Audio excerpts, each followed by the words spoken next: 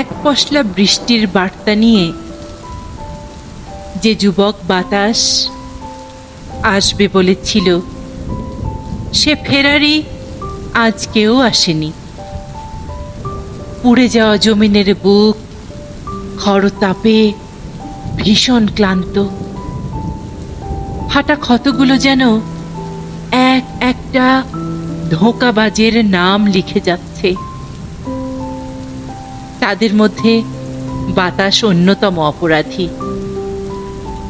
বৃষ্টি নামের ছিপছিপে মেয়েটির নাম লিখতে গিয়েও লেখা হলো না। কেন তা কেউ জানে না।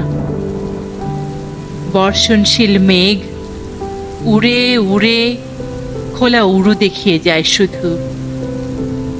কি প্রবল বন্যার আকাঙ্ক্ষায় নদীও মৃত হয়, আর নদীর অপেক্ষায় সমুদ্র এক বুক নোনা জল বয়ে চলে।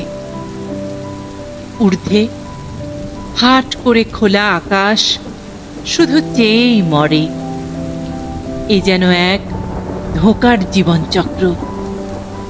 কেবল বৃষ্টি নামের ছিপছিপে মেয়েটির হেয়ালি চিঠি বাতাস কি যেন এক অহংকারে বারবার ভুল ঠিকানায় পোস্ট করে যায়।